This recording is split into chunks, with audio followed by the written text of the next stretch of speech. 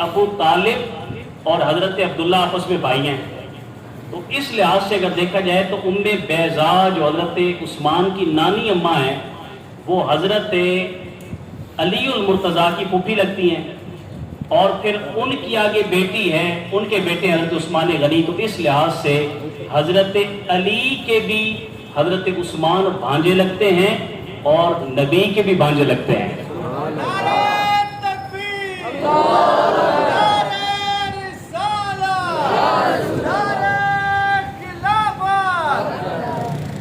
اچھا اب دیکھیں پھر ایک اور نسبت جو امام الانبیاء کے اور زیادہ ان کو قریب کرتی ہے، وہ نسبت یہ ہے کہ امام الانبیاء نے یکے بعد دیگرے 2 مرتبہ اپنی بیٹیاں حضرت عثمان غنی کے نکاح میں عطا فرما دی۔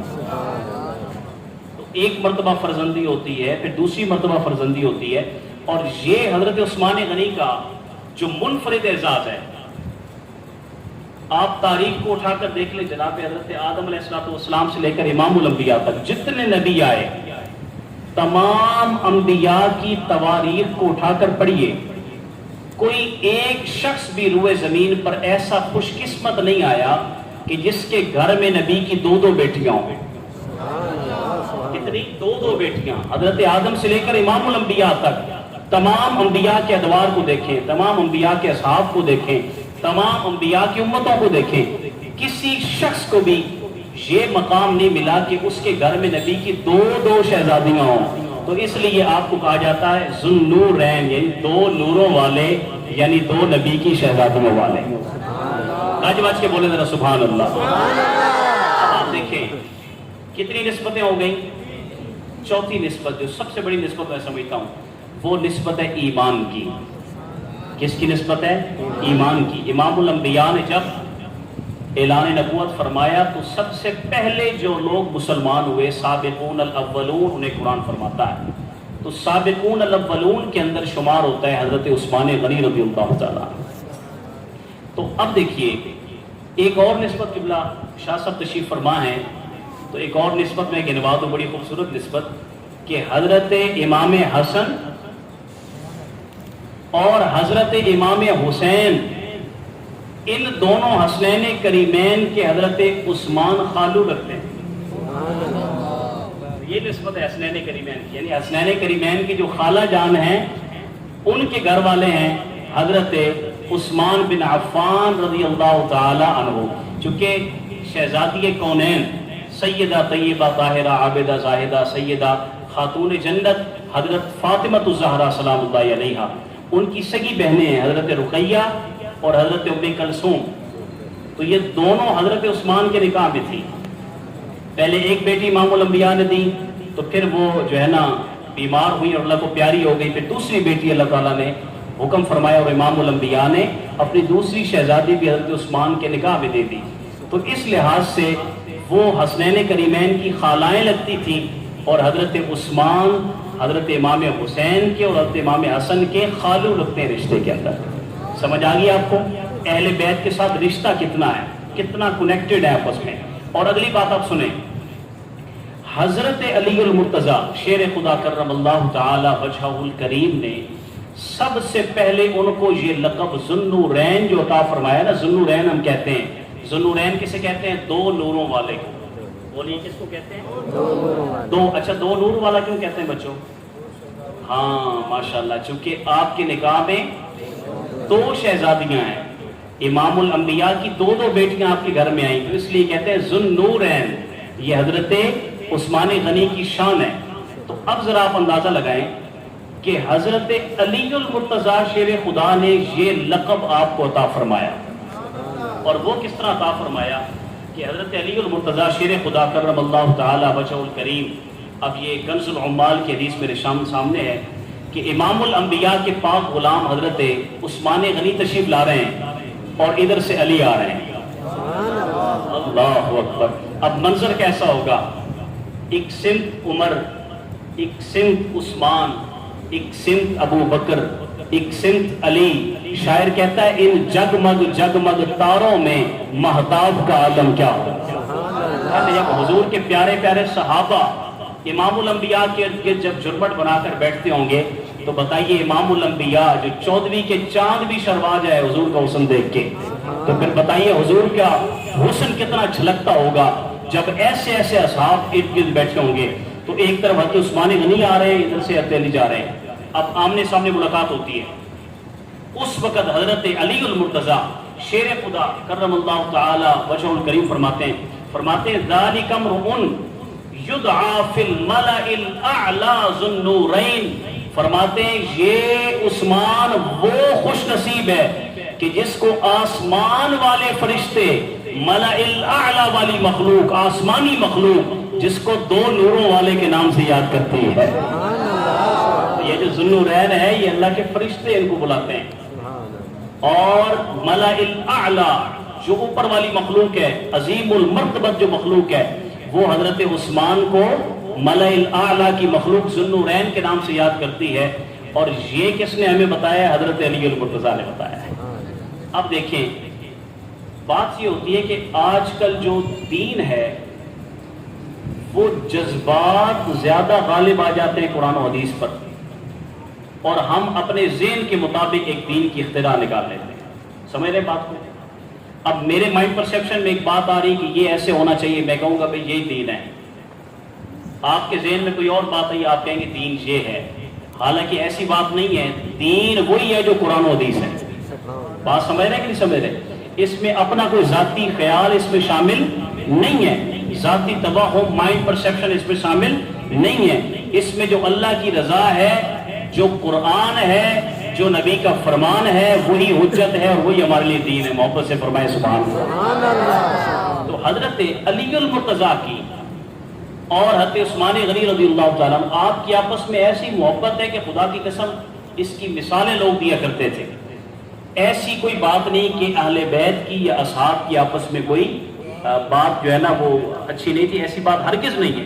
سب سے زیادہ جو اہل بیت کی عظمت و شان بیان کی وہ صحابہ نے بیان کی، اور سب سے زیادہ صحابہ کی جو شان بیان کی اور ان کے جو مدارج اور مقام اور منصب کو بیان کیا وہ حضور کی اہل بیت اور آل پاک نے بیان کیا۔ اب سنیے گا، ایک موقع کے اوپر حضرت علی المرتضیٰ شیر خدا کرم اللہ تعالی وجہ الکریم سے پوچھا گیا بتائیے کہ حضرت عثمان کی شان کیا ہے۔ اب جو علی نے شان سنائی ہے سناؤں ذرا آپ کو، محبت سے فرمائے سبحان اللہ۔ آؤ امام الانبیاء کے غلاموں توجہ فرماؤ، حضرت علی المرتضیٰ شیر خدا کرم اللہ تعالی وجہ الکریم، آپ کی جو ذاتی ایک شناسائی اور محبت اور پیار کا جو رشتہ ہے حضرت سیدنا عثمان غنی رضی اللہ تعالی عنہ کے ساتھ، اس کا رہتی دنیا تک کوئی عشر عشیر کوئی مثال سامنے نہیں آ سکتی۔ اے لوگوں، جب کچھ لوگوں نے سوال کیا اے علی ذرا بتائیے حضرت عثمان کی شان کیا ہے، حضرت عثمان غنی کی شان کیا ہے، تو جناب حضرت علی المرتضیٰ شیر خدا کرم اللہ تعالی وجہ الکریم نے فرمایا اے پوچھنے والے، مجھ سے حضرت عثمان کی شان پوچھنے والے، آؤ ذرا تمہیں قرآن سناؤ، ذرا محبت سے فرمائے سبحان اللہ۔ آپ نے سورۃ الانبیاء کی یہ والی آیت پڑھی، آپ نے فرمایا اعوذ باللہ من الشیطان الرجیم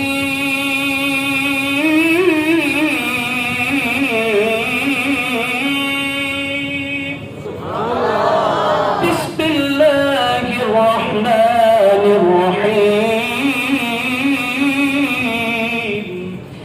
ان الذین سبقت لهم من الحسنى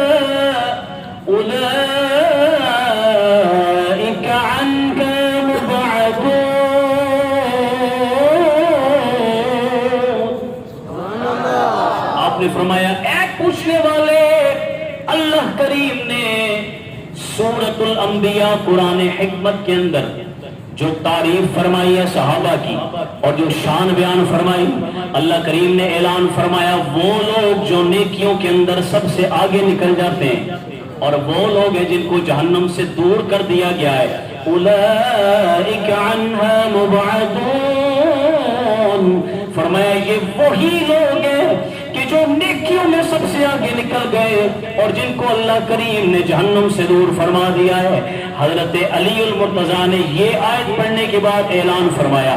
آپ نے فرمایا پوچھنے والے، یہ آیت جو نازل ہوئی ہے میں تمہیں بتاتا ہوں حضرت عثمان کے حق میں نازل ہوئی. حضرت عثمان وہ ہیں کہ جن کی شان میں علی قرآن پڑھ کے شان بیان فرما رہے ہیں. ذرا گج بج کے بول دے سبحان اللہ. حضرت عثمان کی شان میں حضرت علی قرآن پڑھ رہے ہیں اور لوگوں کو بتا رہے ہیں عثمان غنی کی شان کیا ہے. اب سنیے گا آپ کا مقام کیسا ہے، آپ کا منصب کیسا ہے.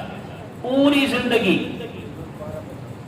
17واں پارہ، پوری زندگی آپ اندازہ لگائیں کہ حضرت عثمان غنی رضی اللہ تعالیٰ عنہ آپ مالدار رہے مگر مالدار رہے، مال پرست نہیں رہے. بڑی بات سمجھ نہیں ہے. آج کل لوگ مالدار نہیں ہوتے، مال پرست ہوتے ہیں. مالدار اور مال پرست میں شاہی فرق یہ ہوتا ہے کہ جس کے ہاتھ میں مال ہو اسے مالدار کہا جاتا ہے، اور جس کے دل میں مال گھس جائے، جس کے قلوب کے اندر اور دل کے اندر مال کی محبت اتر جائے اسے کہا جاتا ہے مال پرست. تو حضرت عثمان غنی کو میں کس لیے کہہ رہا ہوں کہ وہ مال پرست نہیں تھے، کیونکہ دور جاہلیت کے اندر بھی حضرت عثمان کا ریکارڈ ہے بہت بڑے تاجر تھے. اور آپ کو پتہ ہے تجارتیں جو ہے نا سود کے ساتھ چلا کرتی تھی. اور حضرت عثمان نے کلمہ پڑھنے سے پہلے بھی کسی کو قرضہ اگر دیا ہے تو بغیر سود کے عطا فرمایا ہے. یہ آپ کی شان ہے. شاہ جی تاریخ پڑھے مزہ آ جاتا ہے، لطف آ جاتا ہے. حضرت عثمان غنی کے پاس جو شخص بھی آیا ہے کہ اے عثمان مہربانی فرماؤ اور کچھ جو ہے نا قرض عطا کرو، تو حضرت عثمان نے بغیر کسی تردد کے اس کو قرض بھی دیا ہے اور ساتھ یہ بھی قید نہیں لگائی کہ اتنے لوں گا. جو عرب کا کنجر تھا، فرمایا نہیں مجھے کسی چیز کی حاجت کوئی نہیں، میرے پاس پہلے ہی مال بہت ہے، لہٰذا مجھے تیرے تھوڑے سے پیسوں سے مجھے فرق نہیں پڑے گا. جا تجھے میں قرض دیتا ہوں، اگر دے سکو تو ٹھیک ہے، نہ دے سکو تو پھر معاف ہے. سبحان اللہ. اسے کہتے ہیں حضرت عثمان غنی. یہ غنی لقب اس لیے، غنی وہ ہوتا ہے جس کو غنا کی دولت ہو، اور غنی کون ہوتا ہے جس کو پیسے کی حاجت نہ ہو، پیسہ اس کے پاؤں کے نیچے ہو، قدموں کے نیچے ہو. اور حضرت عثمان غنی رضی اللہ تعالیٰ عنہ، آپ کی میں عنایت آپ کو سناؤں آپ خوش ہو جائیں. غزوہ تبوک ہے اور امام الانبیاء کا اعلان ہے. میرے پاک نبی نے سارے صحابہ کو جمع فرمایا اے میرے صحابہ بڑا کٹھن مرحلہ ہے، بہت بڑی جنگ ہماری منتظر ہے اور ہمارے پاس مال و اسباب تو ہیں ہی نہیں، تو لہٰذا آپ سب لوگ مل کر ڈونیشن کریں اور کچھ نہ کچھ جمع کریں تاکہ ہم جنگ میں جانے کے قابل ہو جائیں. تو حضرت سیدنا عثمان غنی نے کھڑے ہو کر 1000 اونٹ حضور کی خدمت پیش کر دی. اچھا آپ نے سبحان اللہ کہہ دیا، انہوں نے 1000 اونٹ پیش کیے. تھوڑا سا توجہ کرنی ہے، ابھی قربانی کا موسم قریب ہی گزرا ہے نا. بتائیں ایک اونٹ کی قیمت کتنی ہے؟ ذہن میں اندازہ لگا لیں، ذہن میں لگا لیں 4 لاکھ لگا لیں تو 40 کروڑ روپے آج کی جو ہے نا دولت کے مطابق، اس وقت کے مطابق 40 کروڑ بنتے ہیں 1000 اونٹ. کو بات ذہن میں آ رہی کہ نہیں آ رہی؟ اسے کہتے ہیں حضرت عثمان غنی. آدھا ارب حضور کی خدمت میں پیش کر دیا، 40 کروڑ روپے کا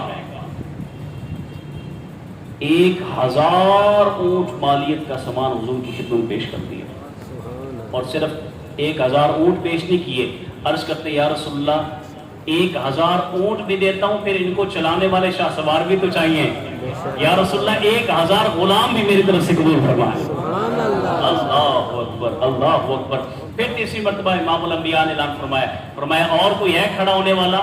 تو آپ جانتے ہیں کہ اس وقت حالت بڑی کمزور ہوتی تھی معاشی لحاظ سے. جو کلمہ پڑھتا تھا اس کو بالکل جو ہے نا نکال دیا جاتا تھا، خاندان سے آگ کر دیا جاتا تھا. تو اتنا مال کس کے پاس ہوتا تھا؟ پھر حضرت عثمان تیسری مرتبہ کھڑے ہوئے، عرض کرتے یا رسول اللہ تیسرا آپ کا اعلان ہے اور میں نہیں چاہتا کہ اعلان نبی کا ہو اور خالی چلا جائے. یا رسول اللہ عثمان پھر کھڑا ہے. فرمایا عثمان اب کیا کہتے ہو؟ عرض کرتے ہیں یا رسول اللہ 1000 اونٹ بھی دے دیے، 1000 غلام بھی میں نے دے دیے، اب ان 1000 غلاموں کا اور اونٹوں کا جو خرچہ ہے، سبحان اللہ، نعرہ تکبیر، اللہ اکبر، رسالہ، یا رسول اللہ، نعرہ خلافت، حق تعالی، تو اسے کہتے ہیں جناب حضرت، اسے کہتے ہیں جناب حضرت عثمان بن عفان رضی اللہ تعالیٰ عنہ. یا کیا عظمت و شان ہے، کیا عظمت و شان. آج مسجد کی جب جولی پھرتی ہے سب سے چھوٹا نوٹ ہم نکالتے ہیں ماشاءاللہ. اس دور میں بھی میں جولی، جمعے کی جولی پھرتی ہے تو میں اس دور میں میں دیکھتا ہوں 10 روپے کے نوٹ اب بھی ہوتے ہیں جولی میں. یار ایمان سے بچانا، ایک بچہ راضی ہم سے نہیں ہوتا 10 روپے پہ. یہ 10 روپے کا دور ہے. جو لوگ آج سے 10 سال پہلے 10-20 روپے دے رہے تھے جمعے پہ، آج بھی وہی 20 روپے دے رہے ہیں. حالانکہ ان کو نہیں پتا کہ اب جو ہے نا مہنگائی جو ہے نا 2000 گنا بڑھ چکی ہے، لیکن ہمارا نوٹ وہی 10 کا 10 ہی رہا ہے. اور اللہ ماشاءاللہ سب سے وہ نوٹ ہم نکالتے ہیں جو کہیں نہ چلے. آدھے مسجد ایک الگ ہی ویسی جو دکانوں پہ نہیں چلتا مسجد. اب یہ بات بڑے افسوسناک بات میں آپ کو بتا رہا ہوں، چونکہ ہم یہ دیکھ رہے ہیں، یہ ہمارے سامنے کی باتیں ہیں. اللہ کے رستے میں دینے کے لیے اللہ کی طرف سے توفیق بھی رب سے مانگا کرو. ہر بندے کا کام نہیں کہ اللہ کے لیے دے، ہر بندے کا یہ کام نہیں ہے. اور وہ مال بھی مخصوص ہوتا ہے اور اللہ مخصوص لوگوں کو دیتا ہے کہ جو اللہ کے گھر میں لگنا ہوتا ہے، جو دین پہ لگنا ہوتا ہے، جو قرآن پہ لگنا ہوتا ہے. ورنہ لوگوں کی چیخیں بلند ہو جاتی ہیں. 10-20 روپے کی بات کی جائے لوگ چیخنا شروع ہو جاتے ہیں. کیوں؟ مال سے محبت ہے ہمیں. کس سے محبت ہے بولیے؟ مال سے محبت ہے. لیکن حضرت عثمان غنی 40 کروڑ کے اونٹ پیش کر دیتے ہیں، پھر کروڑوں کے حساب سے غلام بھی تو بنتے ہیں. 1000 غلام بھی تو بنتے ہیں. غلام بھی اگر 1,00,000-2 کا بھی آپ لگائیں تو 20-30 کروڑ کے تو غلام بنتے تھے. اور پھر ساتھ ان کا زاد راہ سفر، یہ کروڑوں روپے دے کر بھی آخری الفاظ پتہ کیا تھے؟ ہاتھ جوڑ کے نہ عرض کرتے ہیں، کہتے ہیں یا رسول اللہ یہ قبول فرما لیجئے گا، قبول کر لیں یا رسول اللہ، قبول فرما لیں یا رسول اللہ، کبھی بیشی ہوگی تو معافی دے دیں. اس کو کہتے ہیں حضرت عثمان غنی رضی اللہ عنہ. جب یہ بات حضرت عثمان غنی نے فرمائی، وہ ایک بچہ جائے وہ پیچھے موٹر بند کر کے آئے.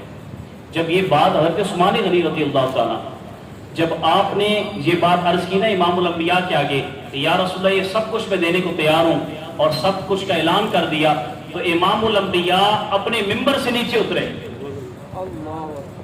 امام الانبیاء کہاں سے اترے؟ ممبر سے نیچے اترے اور فرمایا اے عثمان، آج کے بعد کوئی عمل تمہیں نقصان نہیں دے سکتا ہے. اللہ نے تمہیں اتنا پسند کیا ہے، اتنا پسند کیا ہے، اور آج تو نے اللہ کو اتنا خوش کر دیا ہے. فرمایا مرتے دم تک عثمان تیرا کوئی عمل تجھے نقصان نہیں پہنچا سکتا ہے. اس کو کہتے ہیں حضرت عثمان غنی رضی اللہ عنہ. پوری زندگی آپ نے بڑی عاجزی بھی گزاری. پیسے والا بندہ ہو اور عاجزی ہو، یہ بڑا مشکل کام ہے، بڑا امتحان ہوتا ہے. کروڑوں کا مال ہو، اربوں خربوں کی جائیدادیں ہوں، اور پھر انسان میں عاجزی ہو. یہ میرے رب کی طرف سے ہے، یہ میرے رب کا بڑا خاص انعام ہے.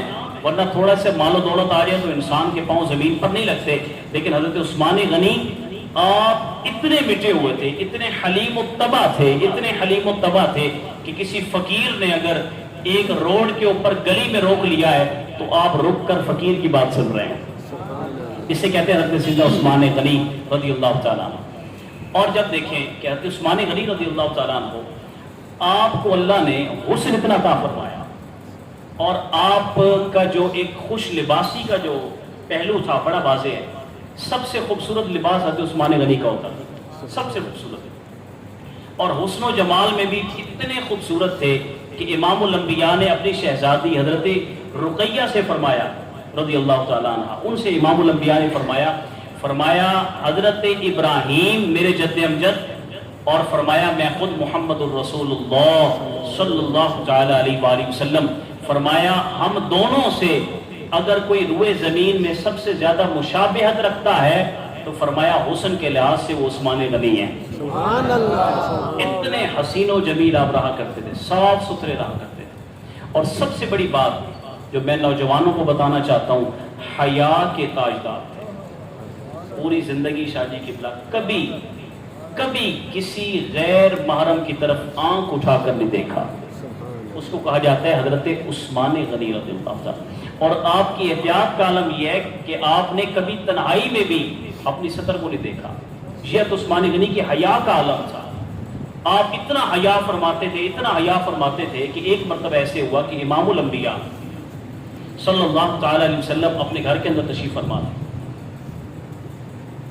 تو جب بندہ گھر کے اندر ہوتا ہے تو بندہ ذرا ایزی موڈ میں ہوتا ہے. تو امام الانبیاء نیم دراز تھے، یعنی پوری طرح لیٹے ہوئے بھی نہیں تھے اور اٹھ کر بھی نہیں بیٹھے ہوئے تھے، نیم دراز تھے، یعنی آدھے لیٹے ہوئے تھے، ٹیک لگا کر لیٹے ہوئے تھے. تو اچانک دروازے پر دستک ہوئی تو اندر سے پوچھا گیا ہے، امام الانبیاء نے پوچھا کون؟ تو باہر سے عرضی پیش ہوئی، یا رسول اللہ میں ابو بکر صدیق آیا ہوں. آپ نے فرمایا آ جاؤ. اسی طرح لیٹے رہے، آپ نے کوئی تبدیلی نہیں فرمائی. فرمایا آ جاؤ. حضرت ابو بکر صدیق پاک سے گفتگو ہونا شروع ہو.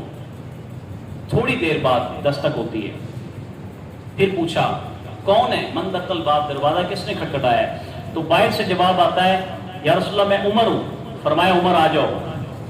پھر بھی امام الانبیاء نے اسی طرح کوئی انداز میں تبدیلی نہ، اسی طرح لیٹے رہے اور اسی طرح بلا لیا. اور اچانک تیسری مرتبہ جب دروازہ کھٹکتا ہے، اللہ اکبر، اب آپ کے دل بھی کھٹک جائیں اور دلوں کی تاریں بج جائیں اور دل کی دنیا تبدیل ہو جائے تو لطف آ جائے. حضرت عثمان غنی رضی اللہ تعالیٰ عنہ آپ موجود ہیں دروازے پر. امام الانبیاء نے پوچھا کون؟ عرض کرتے ہیں یا رسول اللہ عثمان آیا ہے. فرمایا ایک منٹ رکو، سبحان اللہ، آنا نہیں ابھی، رک جاؤ.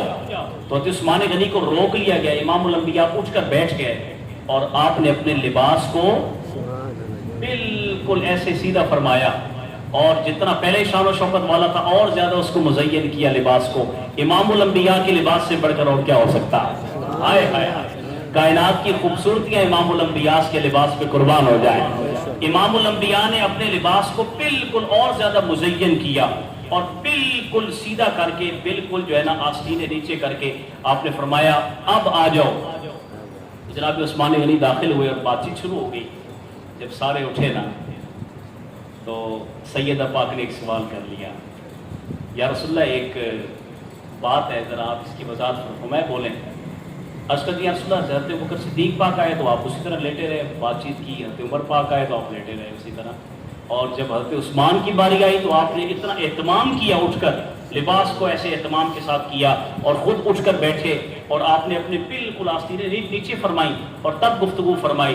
تو امام الانبیاء نے فرمایا سیدہ میں تمہیں کیا بتاؤں، یہ عثمان بڑا حیا والا ہے، یہ اتنے شرم و حیا والا ہے. فرمایا اللہ کے فرشتے بھی عثمان سے حیا کرتے ہیں. سبحان اللہ،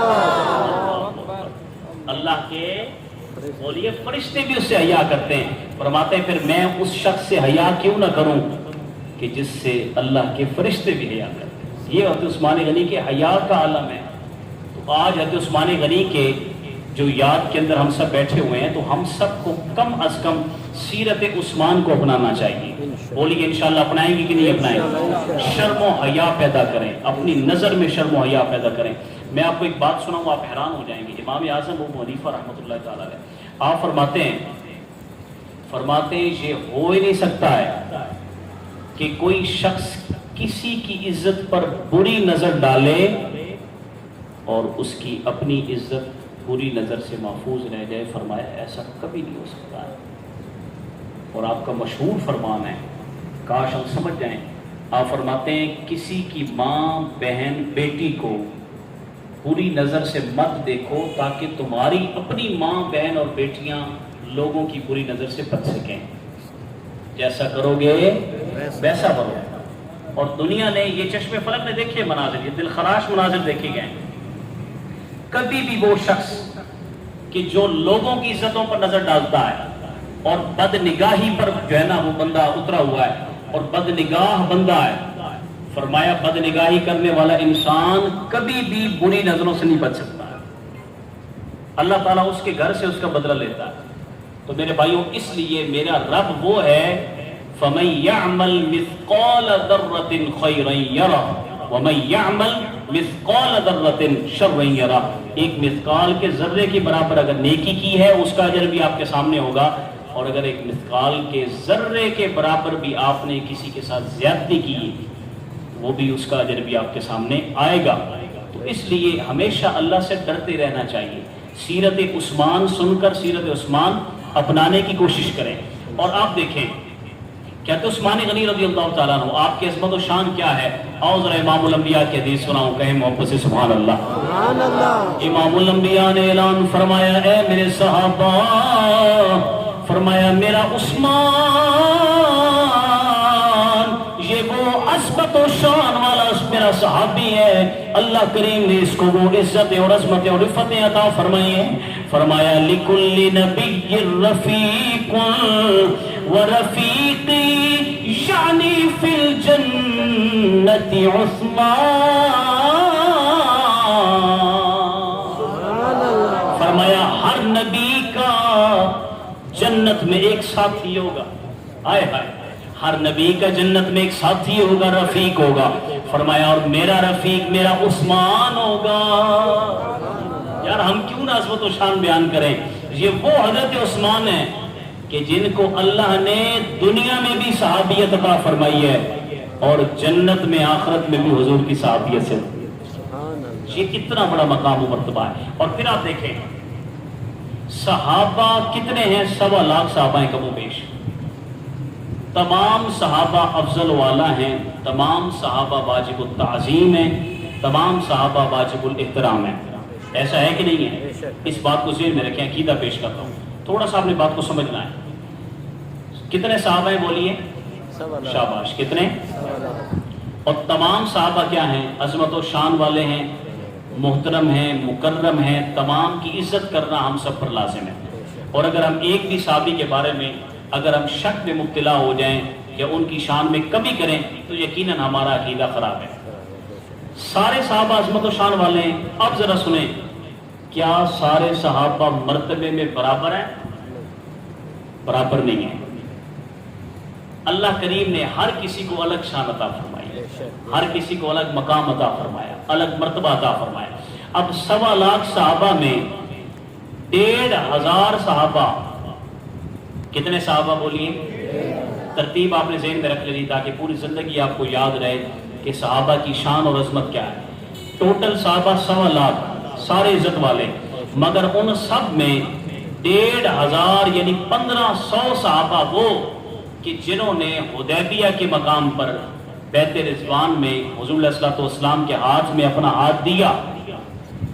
وہ عظمت و شان میں 1.25 لاکھ صحابہ سے بڑھ کر ہیں. ان کی شان اور بلند ہے. کتنوں کی؟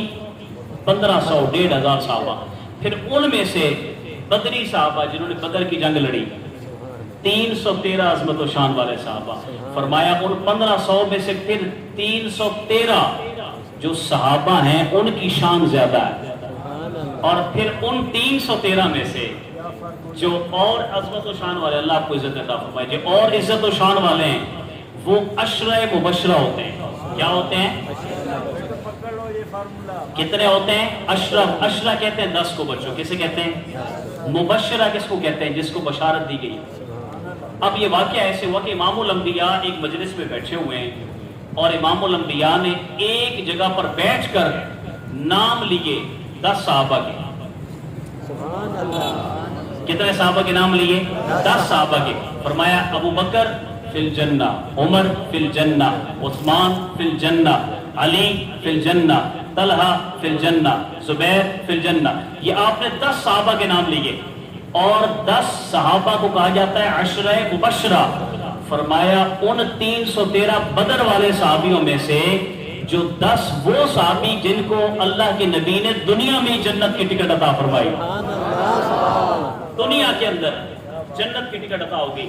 فرمایا وہ 10 صحابہ ان تمام سے عظمت و شان میں بڑھ کر آئے. اب ان 10 میں بھی تھوڑی سی ونڈ کر دوں, واپس سے فرمایا میرا سوال. 10 میں سے بھی موسٹ ریسپیکٹیبل جو پرسنز ہیں ان 10 میں سے بھی سارے عشرہ مبشرہ سارے جنتی ہیں, کلہم صحابہ جنتی ہیں. ان میں سے 1,500 اور شان والے, ان میں سے 313 اور شان والے, ان میں سے 10 ہیں آئے ہائے. اور کسی بھی شان والے آپ کو سبحان اللہ یار. تو اللہ کے گھر میں آ کر بیٹھے اس کی شان تھوڑی ہے.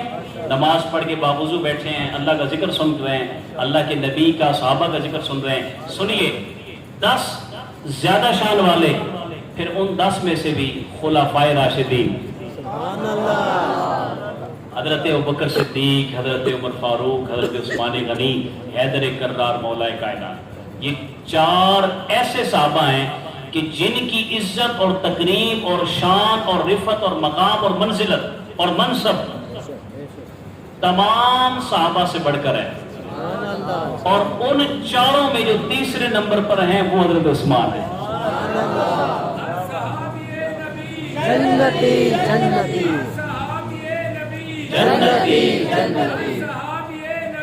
جنتی جنتی اچھا ہم حیران ہو جاتے ہیں، میں خلفائے راشدین کو دیکھتا ہوں کہ عثمان غنی مل جاتے ہیں، عشرہ مبشرہ کو دیکھتا ہوں عثمان غنی مل جاتے ہیں، بدر والوں کو دیکھتا ہوں عثمان غنی مل جاتے ہیں، 1500 والوں کو دیکھتا ہوں، تو وہ تو انہی کی وجہ سے بیعت رضوان ہوئی۔ جو 1500 صحابی جو مقام تک پہنچے ہیں، منزل تک پہنچے ہیں، پتہ ہے کیوں پہنچے ہیں؟ 1 منٹ میں اس بات کو سمجھ لیں، بیعت رضوان کیا ہے؟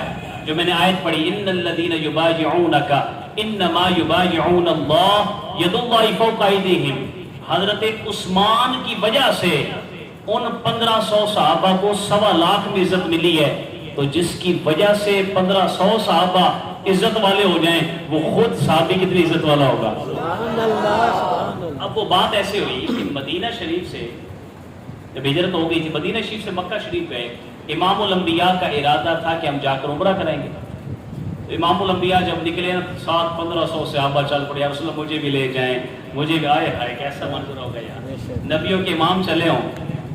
تو آج کوئی کسی کا شیخ چل پڑے، کوئی پیر و مرشد چل پڑے، کوئی بزرگ چل پڑے، تو ساتھ محبت والے کہتے ہیں حضور ہمیں بھی لے جائیں عمرے پہ، سبحان اللہ لیکن خرچہ اپنا اپنا، چونکہ مہنگائی بہت زیادہ ہو گئی ہے، حج پہ لے جائیں ہمیں بھی۔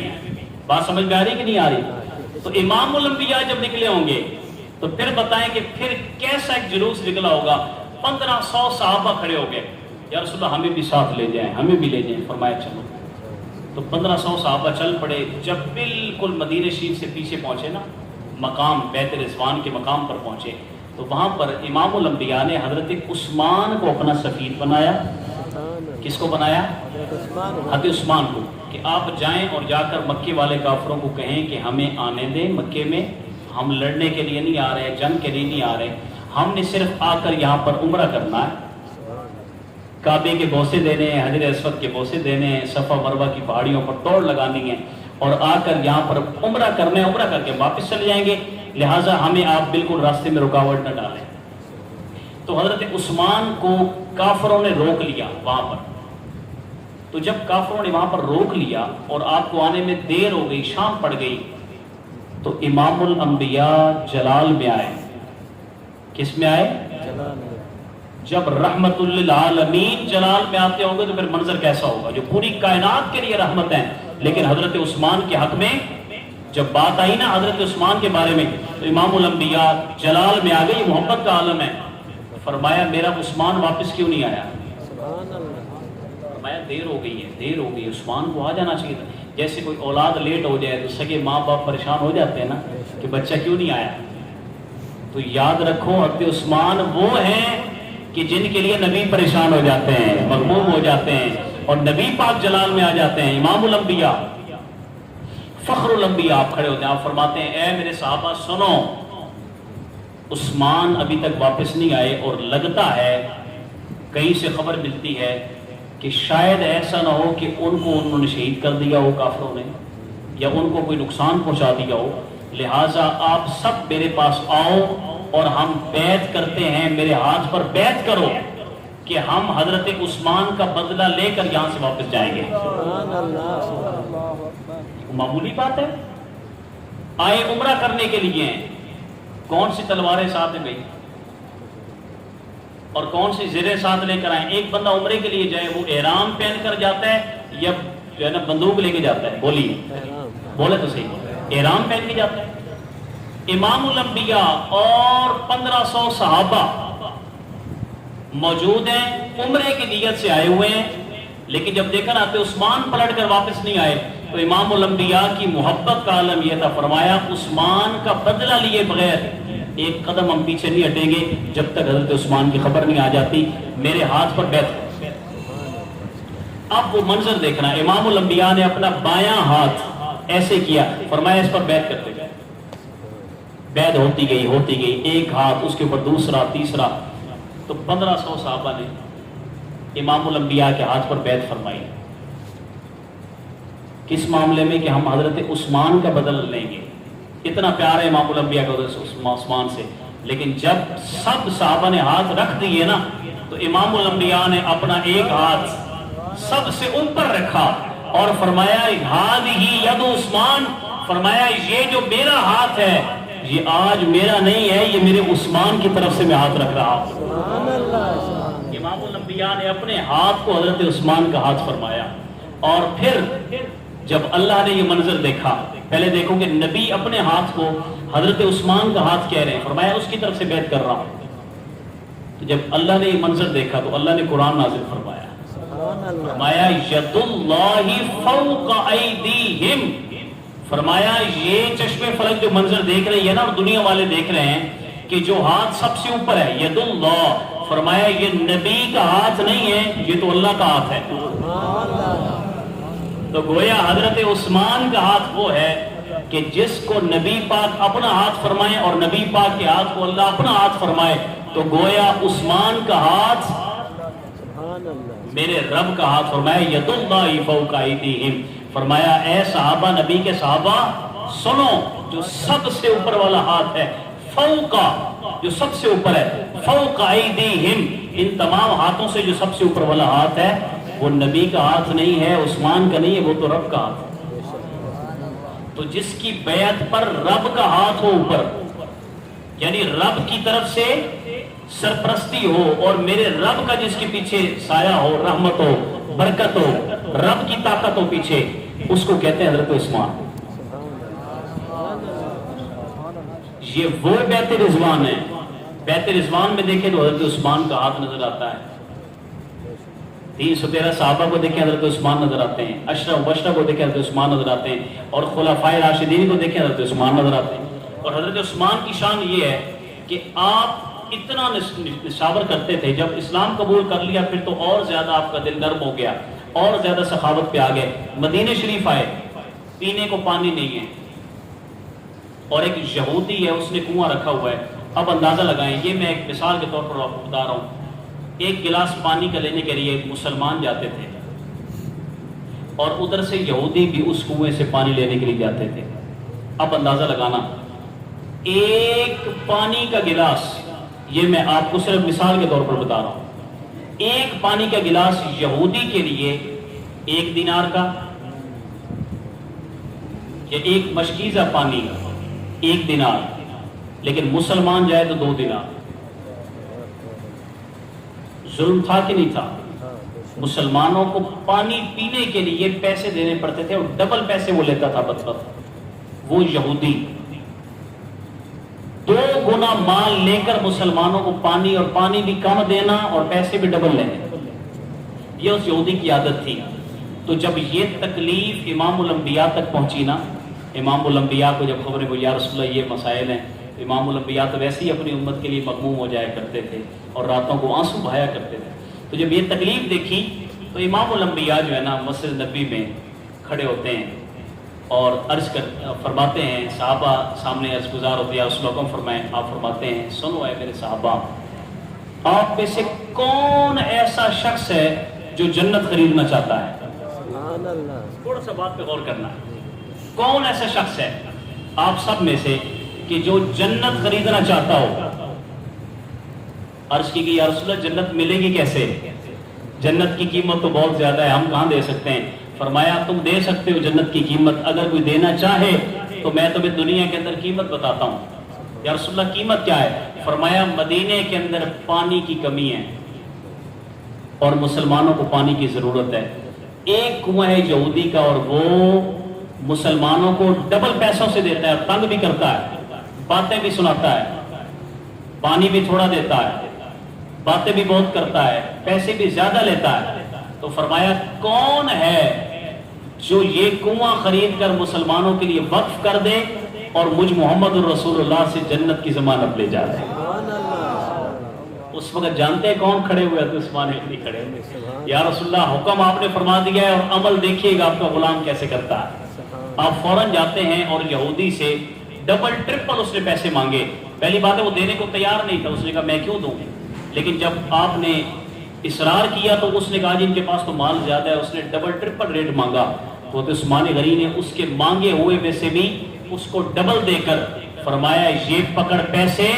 عثمان کو پیسے کی حاجت نہیں ہے, عثمان کو صرف اس بات کی جو ہے نا ضرورت ہے کہ مسلمان کبھی کوئی پیاسا مدینے میں نہ سوئے. آپ نے وہ کنواں لے کر مدینے کے مسلمانوں کو وقف کر دیا, اور امام الانبیاء نے اعلان فرما دیا, فرمایا اب اسلام کا حسن دیکھنا ہے تو حسن یہ ہے کہ جب تک کنواں تھا یہودی کے پاس تو وہ پیسے لے کر مسلمانوں کو دیتا تھا پانی. فرمایا اب یہ مسلمانوں کے پاس کنواں آیا ہے, اب چاہے کوئی کافر پیے, سبحان اللہ, کوئی یہودی پیے, کوئی عیسائی پیے, فرمایا جو بندہ آئے جتنا مرضی پیے, دل کھول کے پیے, پیٹ بھر کے پیے. فرمایا اسلام کا حسن یہ ہے کہ کھانے پینے پہ پیسے نہیں لگاتا. سبحان اللہ, آئے ہائے. فرمایا جاؤ جتنا مرضی پینا چاہو پانی پی لو, یہ اسلام کا حسن ہے. اور مدینے والوں کو پانی کس نے لے کر دیا اور کس نے وہ کنواں وقف کیا, آج تک وہ قائم اور دائم ہے. وہ کہ انہوں نے اب اس کو محدود کر دیا ہے, چھپا دیا ہے, لیکن وہ کنواں آج بھی سلامت ہے جو وقف کیا ہے حضرت عثمان غنی نے. اور آپ کی ایک اور بات, مسجد نبوی میں جب زیادہ صحابہ ہو گئے اور جو ہے نا پھیلنا شروع ہو گیا اسلام, تو مسجد نبوی تو محدود جگہ تھی, تھوڑی جگہ تھی, تو امام الانبیاء نے پھر اعلان فرمایا, فرمایا کون ہے جو جنت کا خریدار ہے. پھر حضرت عثمان غنی یا رسول اللہ حکم فرمائیں, فرمایا مسجد نبوی کے لیے جگہ چاہیے, تو آپ نے ارد گرد جتنی جگہ تھی وہ ساری خرید کر مسجد نبوی کے لیے وقف کر دی. اس کو حضرت عثمان غنی کہا جاتا ہے. آج جہاں مسجد نبوی آپ کو نظر آتی ہے, بالخصوص وہ جگہ کہ آج جو بالکل ما بین بیتی و منبری روضۃ من ریاض الجنہ, ریاض الجنہ کا ٹکڑا ہے, اور جو پرانی مسجد نبوی جو آج موجود ہے اندرونی, وہ سارا کا سارا جو جگہ ہے جو عطا کی گئی ہے وہ حضرت عثمان غنی کی طرف سے لائی. یہ وہ عظمت و شان ہے جو حضرت عثمان غنی کی ہمارے سامنے آتی ہے. تو اس لیے سب سے بڑی جو کوالٹی جو آخر میں بیان کرنا چاہتا ہوں, بڑی بڑی آپ کی شانیں ہیں, اور سب سے بڑی شان جو آج ہم بیان کرنا چاہتے ہیں, حالیہ دنوں جو بدبخت سویڈن کے اندر اس بدبخت نے قرآن پاک کو نظر آتش کیا اور حکومتی سرپرستی کے اندر قرآن پاک کی بے حرمتی کی گئی, تو سنیں عظمت قرآن کے حوالہ سے یہ بات آپ اپنے پلے باندھیں کہ قرآن کو جمع کر کے ترتیب دیا اور ہمارے سامنے کتابی شکل میں جس ہستی نے پیش کیا ہے اس کو حضرت عثمان غنی کہا جاتا ہے. جامع القرآن آپ کا لقب ہے, جامع القرآن کو آپ نے جمع کیا ہے, اور ناشر القرآن بھی ہیں. اور جو پہلی دفعہ جمع ہوا تھا ابو بکر صدیق پاک کے دور میں, اس دور کے اندر ترتیب نہیں تھی صورتوں کی, اور یہ ہم سبق میں بھی بچوں کو پڑھاتے ہیں کہ غیر معرب تھا قرآن پاک, یعنی کہ اس پر اعراب نہیں تھے, زبر زیر اور پیش, اور غیر منقط بھی تھا, نقطے بھی نہیں تھے, وہ جسٹ ایسے لکھا گیا تھا چمڑے کے اوپر یا لکڑی کی چھال کے اوپر لکھا ہوا تھا. لیکن حضرت عثمان غنی رضی اللہ تعالیٰ عنہ آپ نے دوسری مرتبہ جب جمع کیا اس کو ایک مرتب کیا, ترتیب دی, صورتوں کی ترتیب دی, اور آپ نے مکمل باقاعدہ ایک آسانی کی غرض سے نکات اس میں دیے اور امت کے حوالے قرآن کر دیا. میں کہتا ہوں پوری امت قیامت تک حضرت عثمان کا یہ احسان بھی اتار سکتی نہیں کہ جو قرآن پاک ایسا پیش کر دی. تو لہٰذا اس لیے آج ہم سب بیٹھے ہیں اور عثمان غنی رضی اللہ تعالیٰ عنہ آپ کی عظمت و شان کا ہم نے ذکر کیا ہے. دعا ہے اللہ کریم ہم سب کے دلوں میں بھی جذبہ عثمانی پیدا فرمائے, سیرت عثمانی پیدا فرمائے, نظر میں حیا پیدا ہو, ہاتھ میں سخاوت پیدا ہو, دل میں ایمان پیدا ہو, اور قلوب کے اندر نور پیدا ہو.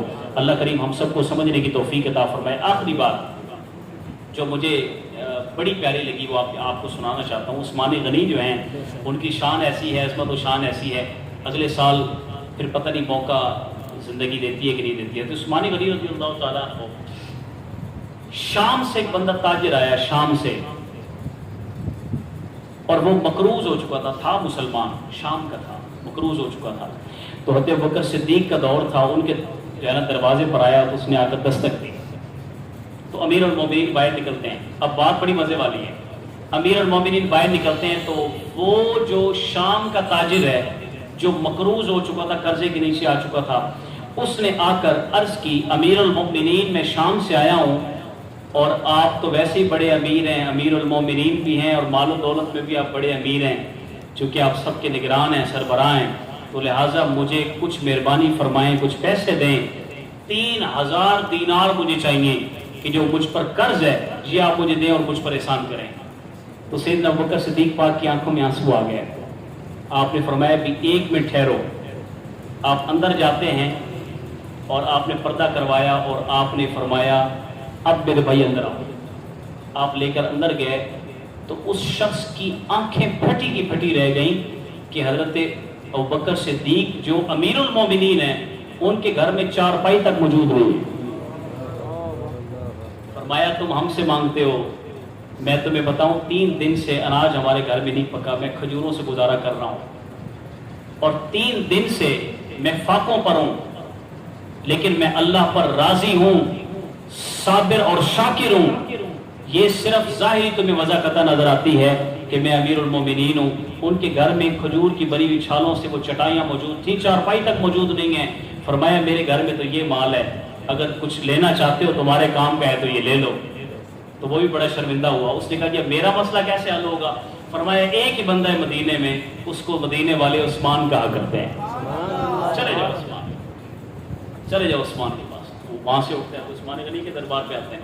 تو جیسے دروازہ کھٹکھٹاتے ہیں نا, تو حضرت عثمان غنی اندر سے اپنے بچوں کو ڈانٹ رہے ہوتے ہیں. اور وہ کیسے ڈانٹ رہے ہوتے ہیں؟ اپنے بچوں کو کہہ رہے ہوتے ہیں کہ بچوں تمہیں کتنی مرتبہ میں نے سمجھایا ہے کہ دودھ میں شہد ملا کر نہ پیا کرو. تم 2 چیزیں میٹھی مکس کر دیتے ہو, ادھر سے دودھ ہوتا ہے پھر شہد ہوتا ہے, اتنا زیادہ کیوں ضائع کرتے ہو مال؟ تو باہر جو شامی تاجر کھڑا ہوتا ہے انہوں نے کہا لو جی میں اس کو منگوڑا سے آیا ہوں, انہیں دیتا اپنے گھر پہ حالات ہی ہو جائیں. وہ پریشان ہو گیا, اس کو اپنی امید بھی ٹوٹتی ہوئی نظر آئی کہ یہ تو اپنے بچوں کو شہد ڈالنے سے منع کر رہے ہیں دودھ میں, تو یہ میری امداد کیا کریں کہ مجھے تو اچھی خاصی رقم چاہیے. تھوڑی دیر کے بعد جب آپ نے آ کر دروازہ کھولا تو اس نے سلام کیا. اس نے کہا جی میں شام سے آیا ہوں, ملک شام سے تاجر ہوں, مقروض ہوں.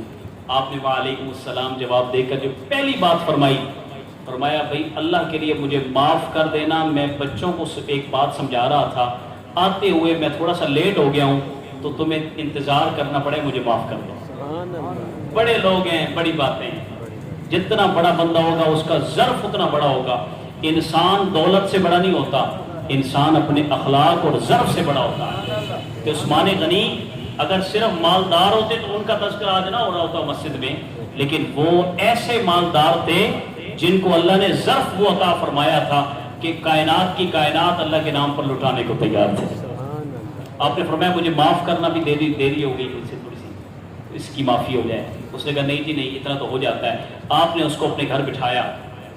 تو جیسے ہی بٹھایا تو سب سے پہلے آپ نے کوئی اس سے نہیں پوچھا کیوں آئے ہو بھی, کیا مسئلہ ہے, کیا ہے. آپ نے سب سے پہلے جو ان کو پیش کیا مشروب, وہ کہتے ہیں میں دیکھ کر حیران ہو گیا کہ دودھ میں شہد ڈال کر آپ لائے ہیں. کہتے ہیں میں نے وہ دودھ کا پیالہ پکڑا اور میں سوچ رہا ہوں کہ اپنے بچوں کو تو منع کر رہے تھے تو مجھے تو دودھ میں شہد ڈال کے دے رہے ہیں. وہ کہتے ہیں میں پی گیا.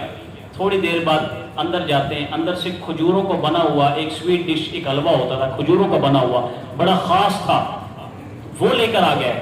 تو میں حیران ہوا کہ آج تو 3 میٹھی ڈشیں کھلا رہے ہیں.